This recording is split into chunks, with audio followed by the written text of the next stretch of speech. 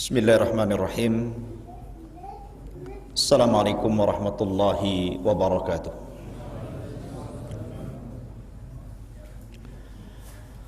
Alhamdulillah. Alhamdulillahilladzi hadana wa kafana wa ja'alana minal muslimin. Asyhadu an la ilaha illallah wahdahu rabbi la syarika lah. Wa asyhadu anna Muhammadan abduhu wa rasuluhu alladzi la nabiyya ba'dah, amma ba'du.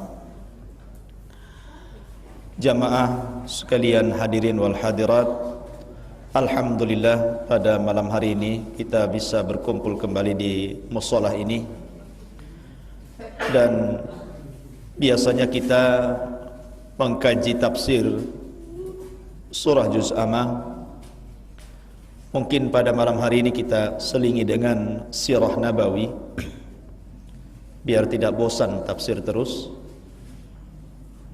Dan pada malam hari ini kita coba akan membahas tentang keluarga Nabi sallallahu alaihi wasallam, yakni mengenal istri-istri daripada Nabi sallallahu alaihi wasallam. Tidak banyak di antara kaum muslimin, apalagi di zaman sekarang ya, orang-orang jangan lagi cerita tentang bagaimana biografi dan sejarah istri-istri Rasul. Nama-namanya saja tidak hafal. Itu di zaman sekarang, zaman now katanya. Paling tinggi Khadijah itulah ya, atau Aisyah.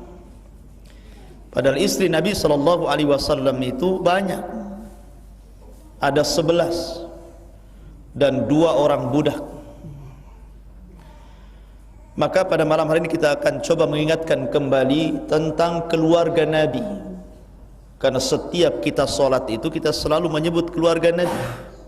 Allahumma salli ala Muhammad wa ala ali Muhammad. Kita selalu menyebut kata-kata wa ala ali Muhammad, keluarga Muhammad. Siapa keluarga Nabi Muhammad ini? Salah satunya ya istri-istrinya ini. Di dalam Al-Quranul Karim, Allah Subhanahu wa ta'ala menyebutkan tentang keistimewaan keluarga Nabi sallallahu alaihi wasallam dan berfirman, ya nisa'an nabi lastunna ka ahadin minan nisa. Wahai istri-istri Nabi, kalian itu orang pilihan, berbeda dengan wanita-wanita yang lainnya. Karena seluruh istri Nabi itu disebut Ummul Mukminin, ibu bagi seluruh kaum mukminin. Maka Nabi sallallahu alaihi wasallam Abul Mukminin, bapaknya orang-orang yang beriman. Karena istrinya disebut ibu-ibunya orang-orang yang beriman. Makanya istri-istri Nabi sallallahu alaihi wasallam sepeninggal Nabi sallallahu alaihi wasallam haram menikah dengan laki-laki lain.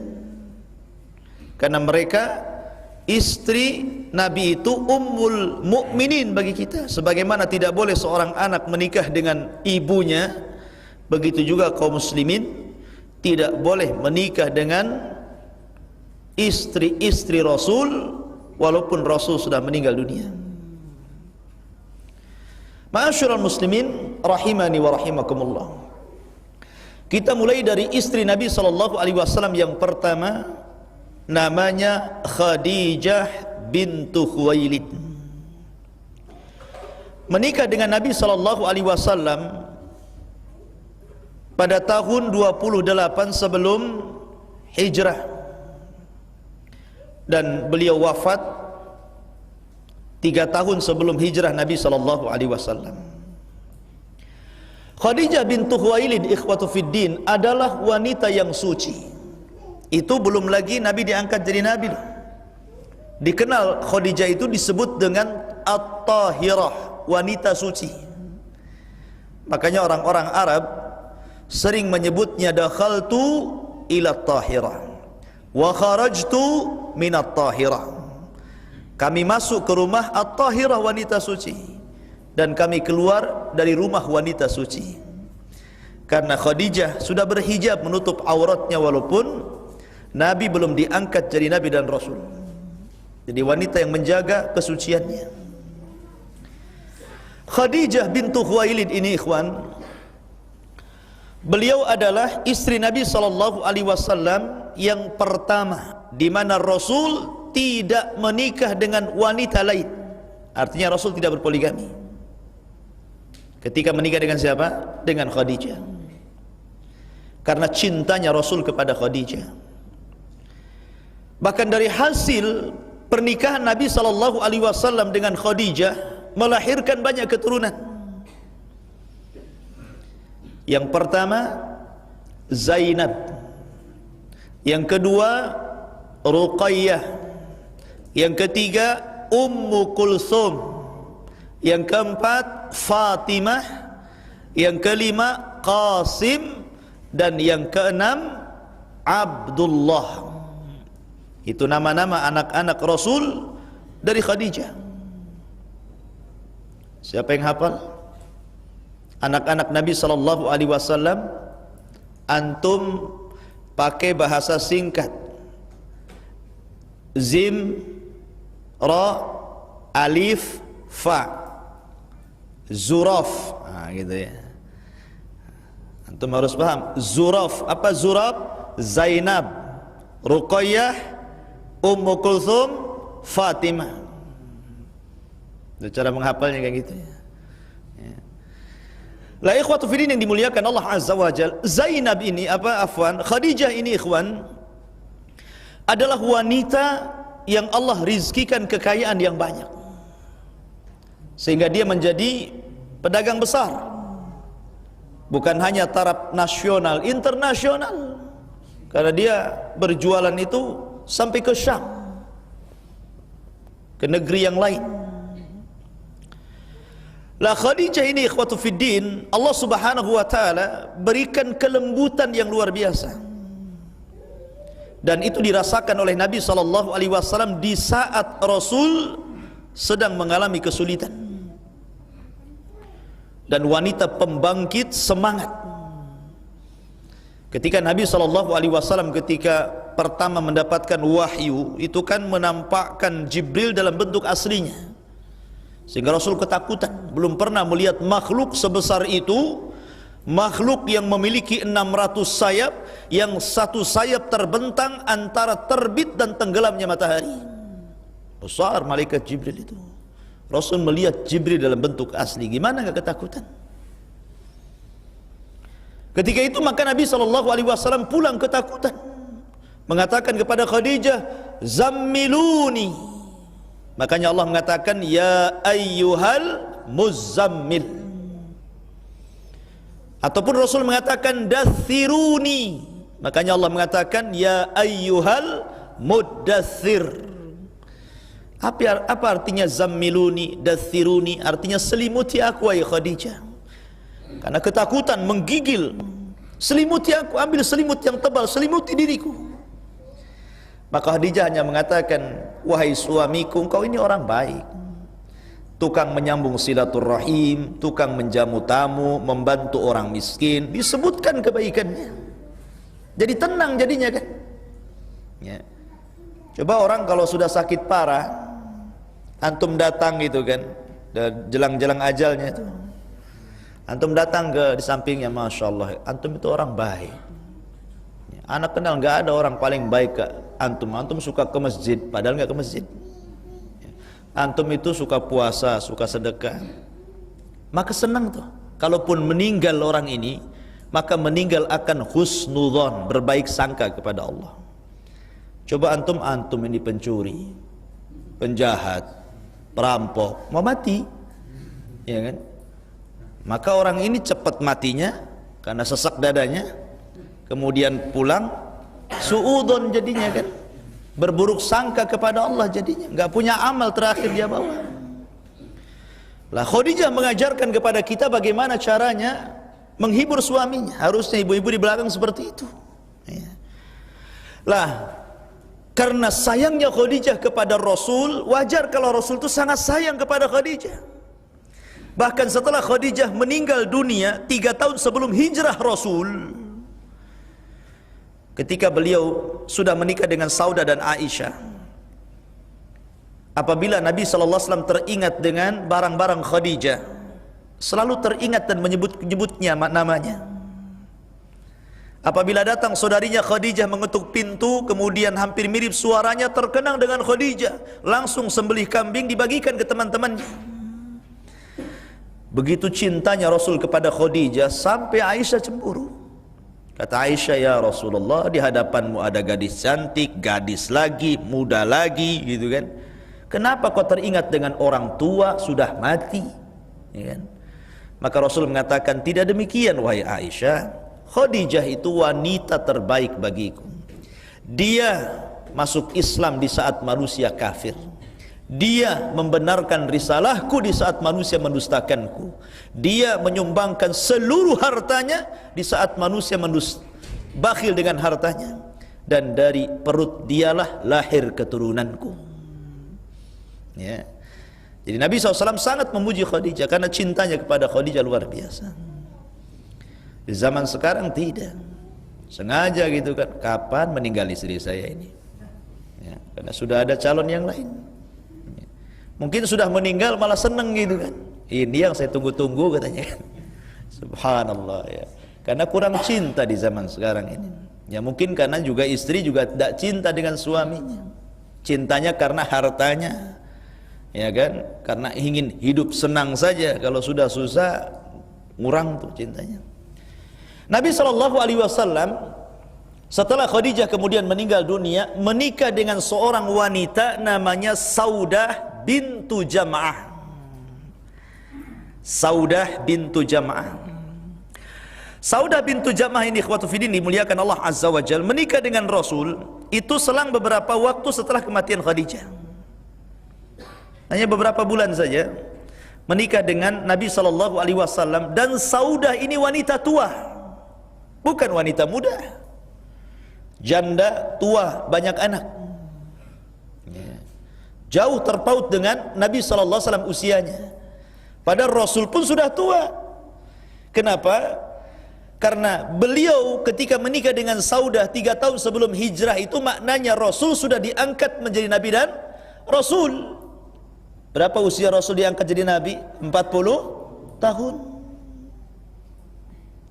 Sementara dia tinggal di Mekah, selama diangkat menjadi Nabi dan Rasul berdakwah kepada penduduk Mekah berapa tahun?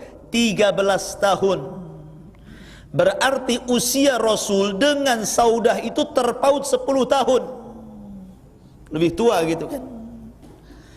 Tapi Nabi SAW punya 2 alasan kenapa menikah dengan wanita yang lebih tua dan janda. Pertama, karena Nabi SAW ketika meninggal Khadijah itu memiliki anak-anak yang perlu dia apa?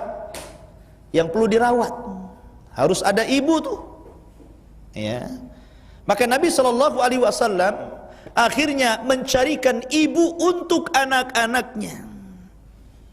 Dan janda lebih berpengalaman kan? Ya atau enggak? Siapa yang menikah dengan janda? Ya.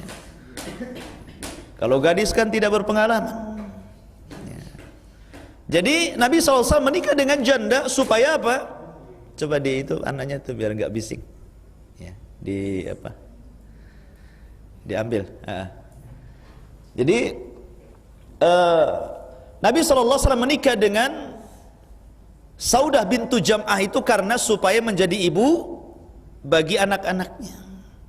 Makanya dahulu ada seorang sahabat namanya Jabir bin Abdullah. Jabir bin Abdullah ini putra daripada Abdullah bin Haram. Abdullah bin Haram ini punya anak semuanya perempuan 9 orang dan masih kecil-kecil. Jabir inilah anak laki-laki terbesar sendiri, adik-adiknya 9 itu perempuan semua. Kemudian Abdullah bin Haram ini mendaftarkan diri dalam perang Uhud, padahal sudah tua. Jabir sudah melarang, jangan. Tapi dia tetap nekat daftar di perang Uhud, akhirnya syahid. Maka Jabir harus melindungi adik-adiknya yang 9, semuanya perempuan. Dari situlah akhirnya Jabir memutuskan menikah dengan seorang janda. Kata Nabi SAW, "Ya Jabir, kenapa kau tidak cari gadis?" Kata Jabir bin Abdullah, "Aku menikah dengan istriku bukan hanya kujadikan dia teman hidupku, tetapi juga biar dia menjadi ibu untuk adik-adikku." Nah, itu keutamaan janda. Janda juga ada keutamaannya, ya. Bukan gadis saja, kan? Dan tidak aib menikah dengan janda, apalagi di zaman sekarang, ya. Kadang janda lebih menarik katanya, ya. Jadi Nabi SAW menikah dengan Saudah. Kemudian yang kedua alasannya, karena Saudah ini keluarganya rata-rata musyrik Quraisy. Jadi Nabi khawatir dengan keimanan Saudah. Apalagi Saudah ini termasuk orang yang ikut hijrah pertama kaum muslimin yang berangkat dari Mekah ke Habasyah, Ethiopia. Sehingga belum banyak kaum muslimin di Mekah, sehingga terancam jiwa-jiwa kaum muslimin yang berada di Mekah. Maka Nabi SAW untuk melindungi Saudah, maka dengan cara menikah dengan dia, sehingga ada yang melindungi, ya. Jadi wanita yang belum menikah kalau ingin ada pelindung, menikah, nanti suaminya ngelindungi itu. Ma'asyiral muslimin rahimani wa rahimakumullah. Ini istri Nabi SAW yang kedua, Saudah. Kemudian Nabi SAW menikah lagi dengan seorang wanita yang bernama Aisyah radhiyallahu anha. Nah, ini baru Rasul dapat gadisnya. Aisyah radhiyallahu anha, putri daripada Abu Bakar As-Siddiq. Karena kecintaan Abu Bakar Siddiq radhiyallahu an, akhirnya menikahkan putrinya dengan Rasul. Karena Rasul SAW ingin supaya keluarganya ditarbiyah di tengah-tengah keluarga Nabi. Dan itulah seorang bapa harus mencarikan anak gadisnya laki-laki terbaik untuk kehidupannya. Ketika itu Nabi SAW ketika menikah dengan Aisyah, Aisyah masih kecil, belum lagi balik. Tapi Nabi SAW menggauli Aisyah di usia sudah balik, ketika usia 9 tahun baru Rasul menggaulinya. Dan tidak aib di zaman itu menikah muda. Dan dalam Islam boleh, ya kan, di zaman itu. Tapi di zaman now, hati-hati antum nikah dengan yang belum balik, kena HAM, ya, itu bisa masuk penjara. Nah, khotfidin yang dimuliakan Allah Subhanahu wa taala, la Aisyah radhiyallahu anha ini termasuk dari seluruh istri Rasul yang paling cerdas. Bahkan seluruh wanita Arab kalau dibandingkan ilmunya dengan Aisyah, maka ilmu Aisyah mampu menjangkau seluruh ilmu wanita Arab, saking cerdasnya. Karena mewarisi kecerdasan ayahandanya Abu Bakar Siddiq radhiyallahu an, yang mampu menghafal seluruh nasab orang Arab. Makanya Aisyah itu termasuk dari 7 orang yang banyak meriwayatkan hadis Nabi SAW di atas 1000 lebih.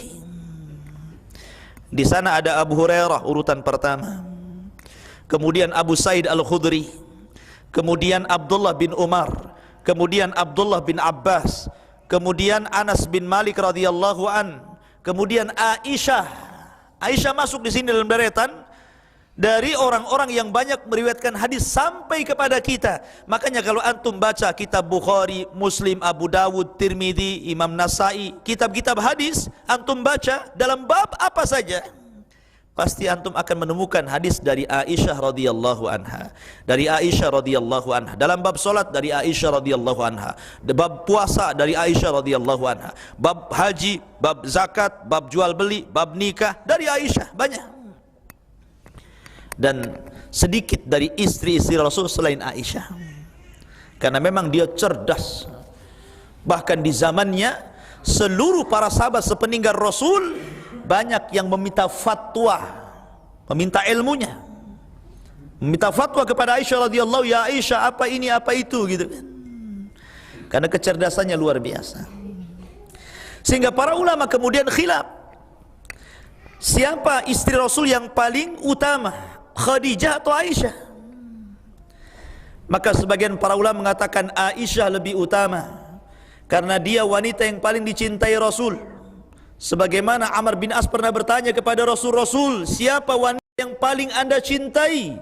Maka Rasul mengatakan Aisyah. Aisyah yang paling saya cintai. Tapi sebagian para ulama mengatakan Khadijah. Ada juga yang tengah-tengah. Kalau di awal dakwah, Khadijah yang lebih utama, karena dia menyumbangkan seluruh hartanya. Orang yang pertama beriman, bahkan menjangkau seluruh laki-laki. Nggak ada laki-laki yang beriman, Khadijah sudah masuk Islam, ya. Jadi dia lebih utama. Dari satu segi, Aisyah lebih utama di segi yang lain. Itu maksudnya. Dari segi penyebaran Islam, Aisyah lebih utama gitu kan. Tapi di dakwah di awal Islam, Khadijah lebih utama. Karena dakwah itu kan perlu pengorbanan, perlu biaya, perlu waktu, dan begitu seterusnya. Lah Aisyah radhiyallahu anha itu salah satu wanita yang dimimpikan Rasul. Nabi suatu ketika bermimpi, kemudian jatuh selendang merah dari atas langit. Rupanya selendang merah itu jatuh kepada seorang wanita yang sedang tidur, sehingga tertutupi dengan selendang itu. Maka Rasul mendekati selendang itu, ternyata setelah disingkap dia kaget. Rupanya wajahnya mirip dengan Aisyah. Maka malaikat mengatakan, ya Muhammad, innaha zaujatuka fid dunya wal akhirah. Wahai Muhammad, sesungguhnya orang ini, maksudnya Aisyah, akan menjadi istrimu di dunia dan istrimu di akhirat. Dan mimpinya seorang nabi adalah wahyu.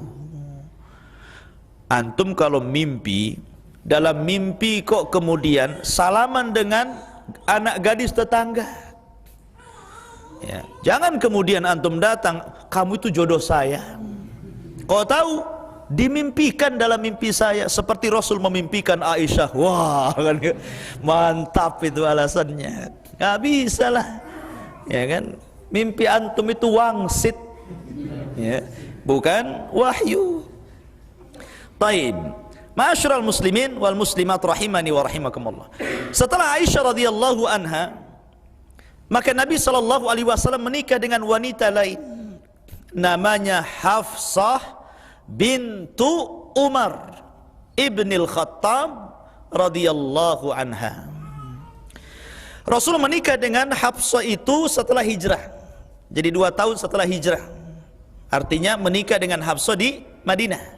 Setelah hijrah Rasul 2 tahun menikah dengan Hafsah. Lah Hafsah ini ikhwatu fiddin adalah wanita yang dikenal ahli ibadah, sawaman qawaman. Wih, rajin puasa sunnah, rajin salat malam. Tidak ada wanita seperti Hafsah di zaman sekarang, walaupun namanya Hafsah, ya kan?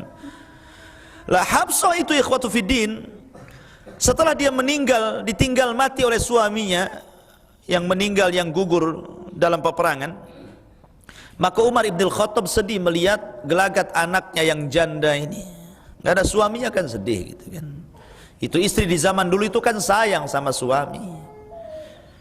Makanya ketika ada kisah Haulah bintu Hakim yang diceraikan suaminya, padahal suaminya jelek, suaminya hitam, plus agak gila suaminya, diceraikan oleh suaminya. Dia ngadu kepada Rasul, Rasul tolonglah damaikan aku dengan suami saya, katanya. Rasul nggak bisa, kau sudah dicerai. Datang lagi sampai turun ayat. Akhirnya kemudian dia mengadu kepada Allah. Rasul tidak bisa mendamaikan, dia mengadu kepada Allah. Allah datangkan ayat. Akhirnya kata-kata suaminya kepada istrinya, anti ka dhahri ummi, dihapus. Dalam Islam itu bukan talak tetapi zihar. Turun surah Al-Mujadilah.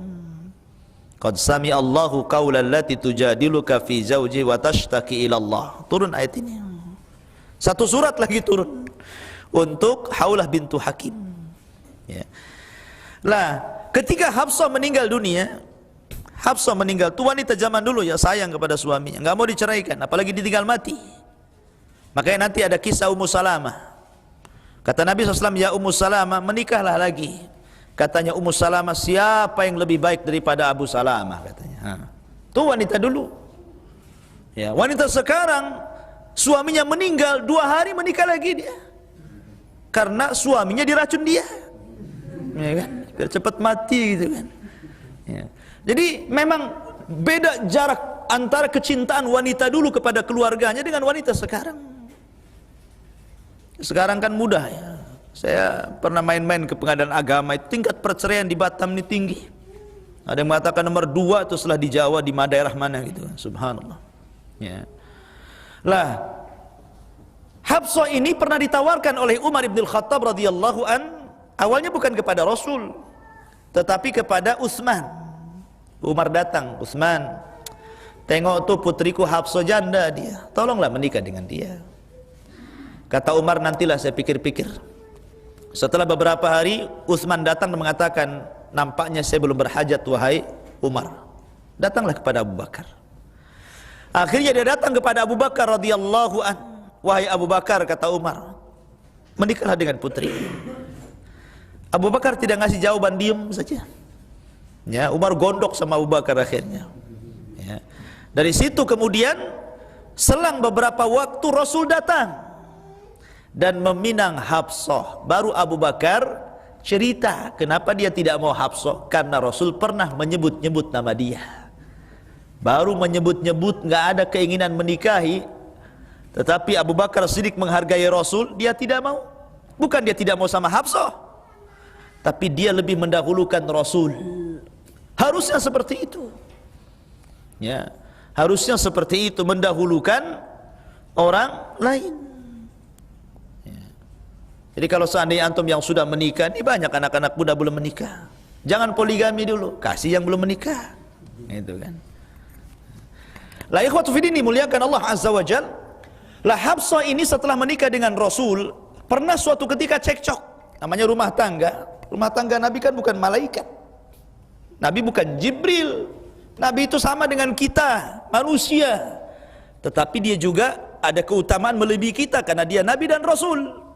Sehingga wajar dalam rumah tangganya terkadang juga cekcoknya, bertengkar, itu sudah bumbu keluarga. Sebab kalau rumah tangga tidak cekcok itu, nanti tidak ada ending yang kembali seperti merasakan orang baru pertama kali menikah. Coba tuh tanya bapak-bapak tuh, kalau sudah bertengkar sekali kemudian damai, itu kayak pengantin baru tuh. Ya, tapi jangan tengkar terus. Ya. Artinya di sini bahwa itu memang sudah sunnatullah, memang seperti itu, rumah tangga itu seperti itu. Rasul juga seperti itu, cekcok dengan Hafsah, diceraikan Hafsah sama Rasul. Akhirnya kemudian sebelum habis masa iddahnya, Jibril datang dan mengatakan, ya Muhammad, Hafsah itu istrimu di sorga dan istrimu di dunia. Dari situ dia mendengar bahwa Hafsah adalah istrinya dia di sorga, maka Rasul kemudian rujuk dan kembali kepada Hafsah.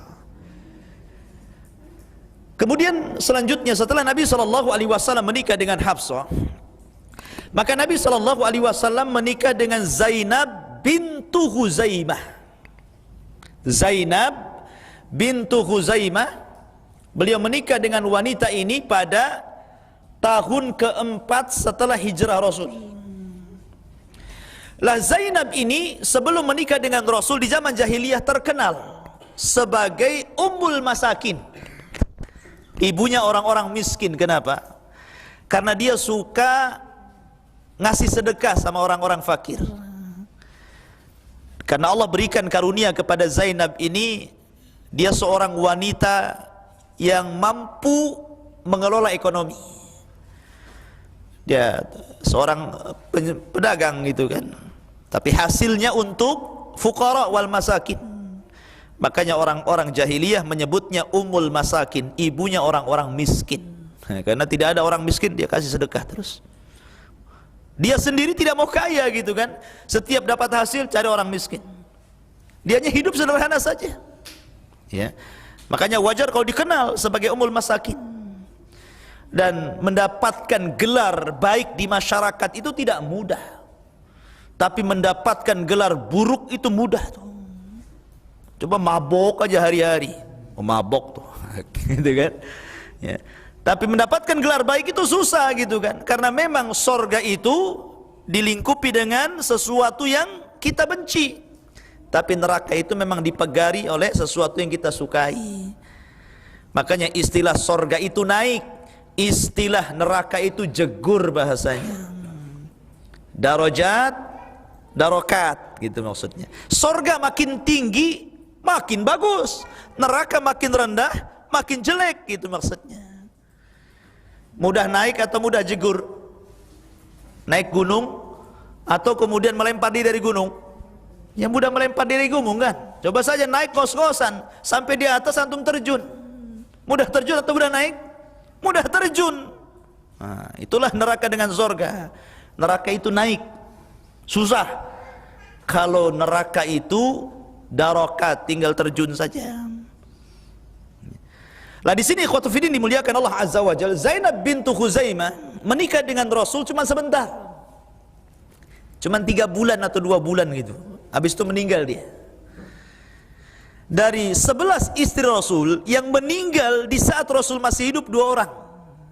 Satu Khadijah, satu ini Zainab bintu Khuzaimah.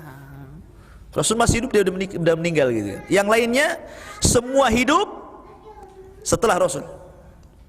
Ya. Kemudian setelah dia menikah dengan Zainab bintu Khuzaimah, kemudian selang beberapa bulan meninggal dunia, maka Nabi SAW menikah dengan Ummu Salamah. Ummu Salamah itu istri daripada Abu Salamah, dan dia wanita yang subhanallah termasuk as-sabiqunal awwalun, di antara sahabat-sahabat Rasul yang mula-mula masuk Islam, karena dia ikut 2 hijrah, hijrah ke Habasyah pertama, hijrah ke Habasyah kedua, dan hijrah ke Madinah. Subhanallah. Menikah dengan Ummu Salamah ini ketika Nabi berada di Madinah pada tahun keempat. Lah, suatu ketika Nabi SAW mendengar kematian Abu Salamah. Dan Abu Salamah adalah sahabat Rasul yang luar biasa membela Islam di saat itu. Di saat Islam belum menyebar gitu kan, masih dipojokkan oleh orang-orang Quraisy. Mendengar Abu Salamah, dia kasihan dengan Ummu Salamah. Datang dia ke rumahnya. Kemudian dia mengatakan kepada para sahabatnya, istaghfiru, mintakan ampun kepada Allah untuk Abu Salamah. Doakan dia dengan kebaikan, karena dia orang baik. Kemudian Nabi SAW datang kepada Ummu Salamah dalam rangka takziah. Antum tahu takziah?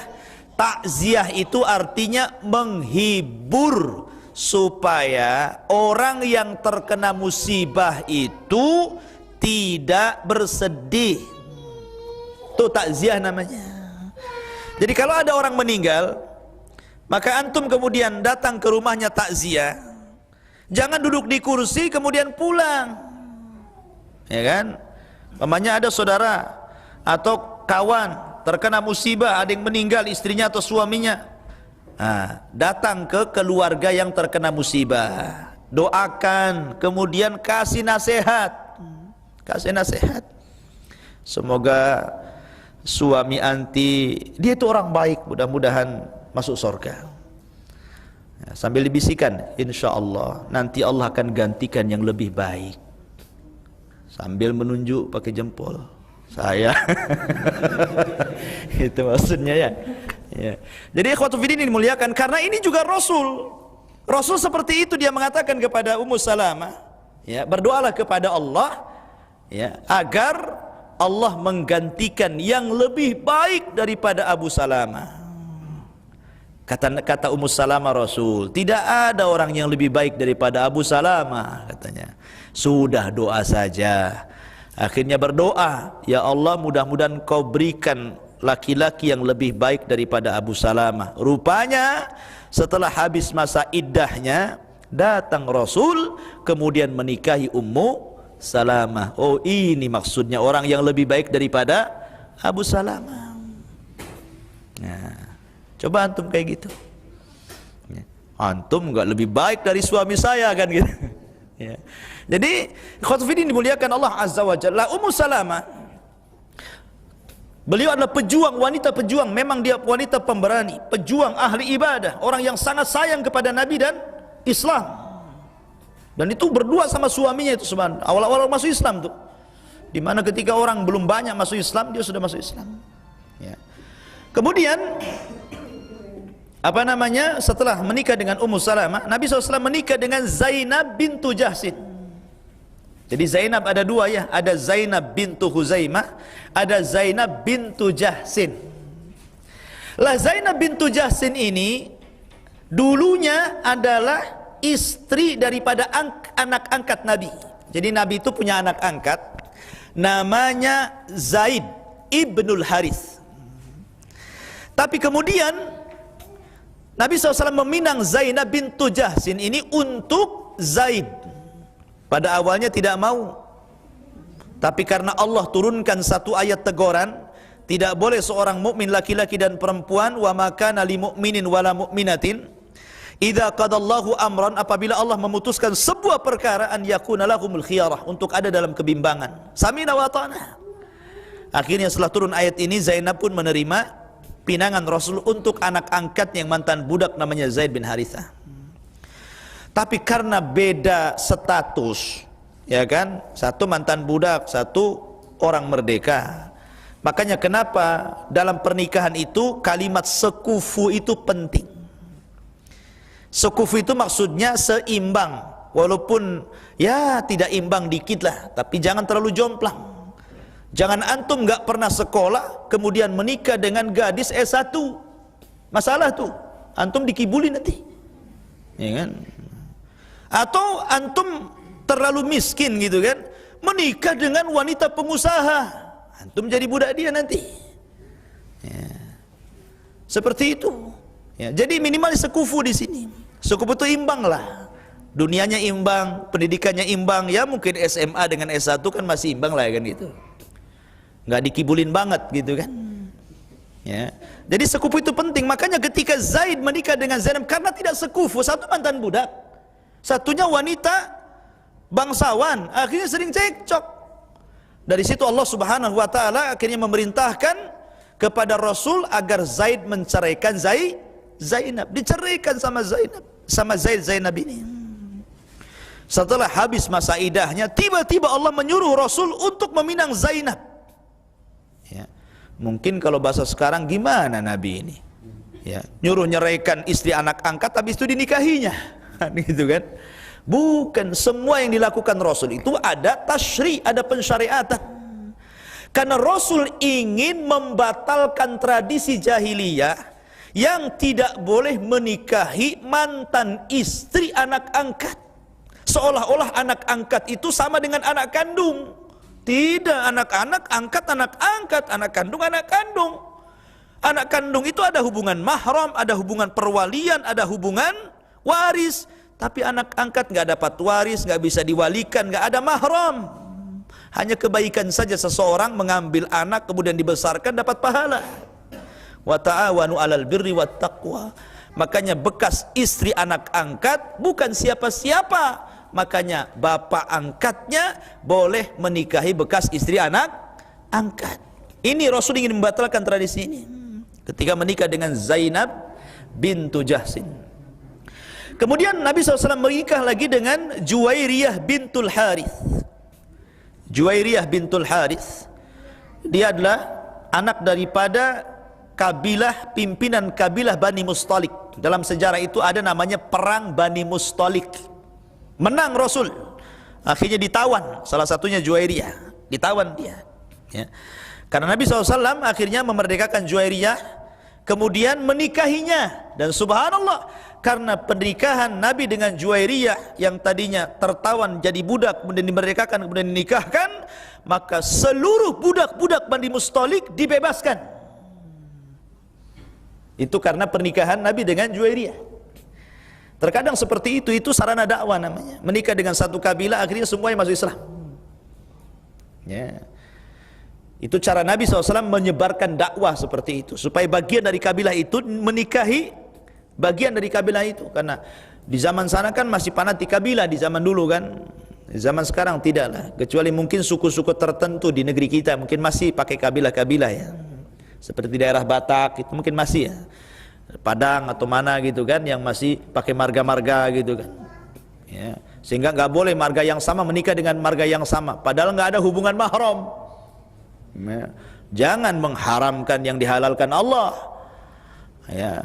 Yang diharamkan dinikahi itu sudah jelas dalam Quran, sebutkan satu-satu, ya. Dan tidak ada hubung kait adat dengan syariat. Adat itu bisa dipakai kalau tidak bertentangan dengan syariat, ya.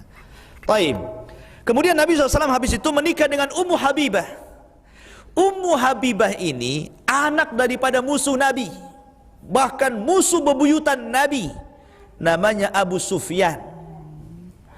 Abu Sufyan itu sekelas Abu Jahal, sekelas Abu Lahab, sekelas Umayyah. Itu tokoh-tokoh besar Quraisy, dulunya memusuhi Nabi. Tapi Allah takdirkan putrinya menikah dengan Nabi. Bapaknya musuhnya, anaknya istrinya. Oh, tengok gitu kan. Jadi tidak mengapa kalau seandainya sekarang kemudian antum menikah dengan seorang gadis kemudian musuhan sama mertua. Nabi juga musuhan sama mertuanya. Tapi bukan karena urusan dunia, urusan agama, karena Abu Sufyan itu kafir, ya, dan memusuhi Nabi, ya. Ini kan enggak, di zaman sekarang musuhan sama mertua bukan itu gara-gara urusan dunia. Mungkin mertuanya sudah membesarin anak perempuannya, menikah dengan suaminya, diharapkan gitu kan suaminya itu anaknya bisa mengirim uang tiap bulan, rupanya nggak ada, SMS banking aja nggak bunyi, ya kan? Nah, masalah dunia semua kan, ya. Lah sampai suatu ketika Abu Sufyan ini datang ke Madinah, maksudnya ketika Rasul hendak menyerang Mekah, udah bawa pasukan tuh ke Mekah kan. Kata Abu Sufyan, tenang, putri saya adalah istri si Muhammad, saya akan lobby lewat anak saya agar Muhammad itu jangan bawa pasukan untuk menyerang kita, katanya. Jadi Abu Sufyan memanfaatkan siapa?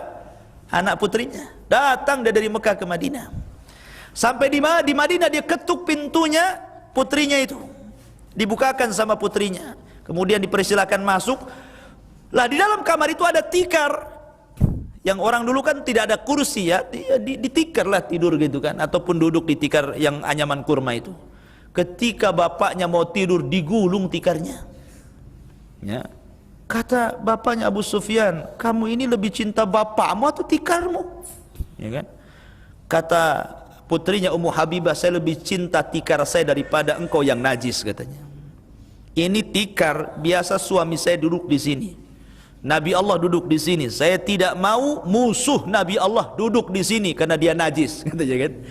Coba kalau anak ngomong sama bapaknya kayak gini zaman now,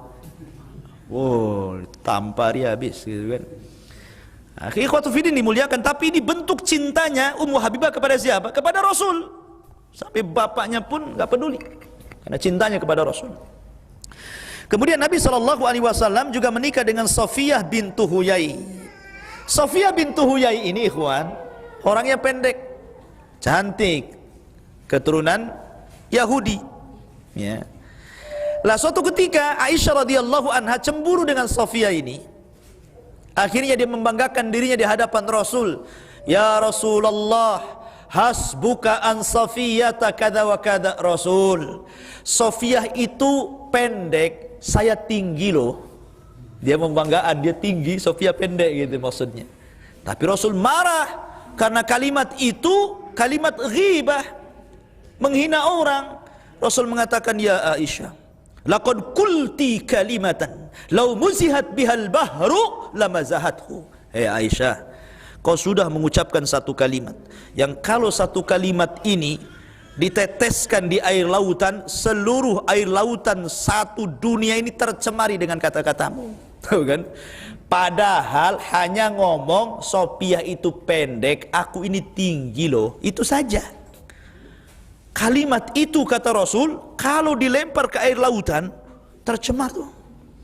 Coba sekarang wanita-wanita yang berpoligami di zaman sekarang, kalau sudah musuhan dengan madunya, kira-kira apa yang diomongan tuh? Wah, habis tuh. Sampai Bonbin Surabaya sampai sini. Ya. La ilaha illallah ikhwatu fiddin. Karena memang wanita di zaman sekarang nggak ada lah mungkin ibu-ibunya berakhlak, wanita yang jauh di sana. Ya, insyaallah wanita di sini baik-baik. Ya. Insyaallah. Ya. Jadi Safiyah bintu Huyai ini wanita Yahudi, tapi kemudian dalam peperangan dia kena tawanan, akhirnya menikah dengan Rasul. Dia seorang wanita dari, kalau tidak salah, Bani Nadir. Ya. Lah, kemudian Nabi SAW menikah dengan wanita terakhir, 11 itu kan, sudah 11 ya. Namanya Maimunah bintul Haris.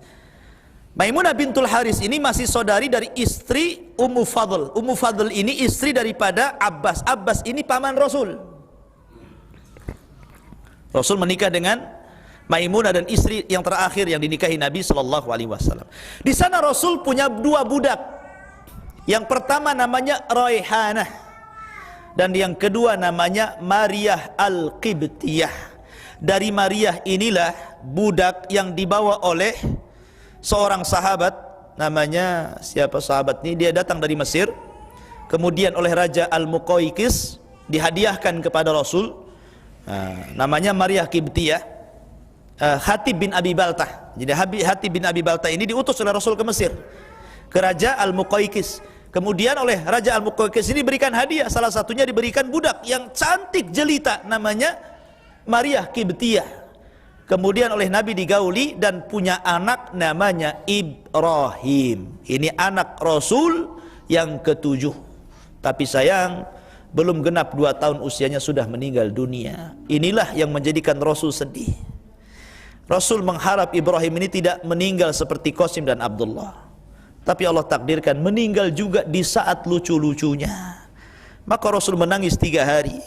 Kata sahabat Rasul, bukankah tidak boleh menangis ketika saat kena musibah? Kata Nabi SAW, kedua mata yang berlinang air mata ini adalah air mata rahmat, kata Rasul. Air mata kasih sayang selaku orang tua kepada anak. Ya, bukan karena menolak takdir. Yang tidak boleh itu niyahah, nggak boleh meratap, itu yang nggak boleh. Dan biasanya perempuan yang suka meratap, laki-laki jarang. Kalau laki-laki meratap, LGBT antum harus tegar gitu kan. Biasanya seperti ini perempuan. Makanya kenapa Nabi SAW melarang meratap itu diarahkan ke para wanita yang suka ngerobek-robek, belum lagi mati ya, gitu, udah jerit-jerit dia. Gitu. Coba tengok kalau orang-orang awam ya. Sekali lagi ibu-ibu di sini nggak ada, ya, di luar. Ya, karena saya pernah menyaksikan gitu kan. Ini belum mati, baru mungkin gitu-gitu saja gitu kan. Oh, udah menjerit-jerit tuh perempuan di luar itu. Ya, mau gimana gitu? Gimana sudah mati? Ya kan? Jadi niat itu yang nggak boleh. Tapi kalau sedih, seorang bapak sedih meninggal anaknya, ibu sedih meninggal anaknya. Karena ada wanita di zaman Rasul itu meninggal anaknya, subhanallah, lebih tabah dibandingkan suaminya. Ada seorang sahabiah, ya, lebih tabah dibandingkan suaminya. Ini terbalik sahabat ini. Dia adalah Ummu Anas. Ummu Anas atau dikenal dengan Ummu Sulaim. Suami namanya Abu Talha. Ketika meninggal putranya Abu Umair, masih kecil putranya. Wah, dia tabah, berusaha untuk tidak sedih. Dia ngancam keluarganya, siapa yang nangis keluar. Gitu. Kemudian dia berdandan, masak masakan enak, suaminya nggak tahu. Ya, dandan cantik, masak masakan enak, kamar dirapihkan. Datang suaminya dari safar, masuk ke rumah mau jenguk anaknya, kata istrinya jangan dulu, kasihan lagi tidur, pada mati. Gitu kan. Akhirnya dibawa ke meja makan, kasih makan enak. Habis itu masuk kamar, dia dandan cantik, dilayani dengan baik. Baru tengah malam dikasih tahu, ya, wahai suamiku, gimana pendapatmu kalau ada tetangga nitip barang, kemudian mau ngambil barang itu, kira-kira dikembalikan tidak? Kata suami, barang orang kembalikanlah, kan gitu. Sekarang Allah sudah menitipkan anak kita. Sekarang Allah mau ngambil titipannya, kira-kira redho tidak gitu kan. Kaget dia, kenapa nggak ngomong dari tadi gitu loh kan. Tapi lihat bagaimana seorang istri menghibur suaminya. Tenang dulu, orang lagi capek, baru datang dari safar. Wanita sekarang kan tidak gitu kan, laki-lakinya capek, pulang malah dimarahi karena nggak dapat duit gitu kan, makin stres, ya kan. Itulah bagaimana dahulu wanita-wanita di zaman itu luar biasa akhlak mereka kepada suami-suami mereka. Saya kira sudah isya, mudah-mudahan ada manfaatnya. Subhanakallah bihamdika asyhadu an la ilaha illa anta astaghfiruka wa atubu ilaik. Allahu ta'ala alam. Assalamualaikum warahmatullahi wabarakatuh.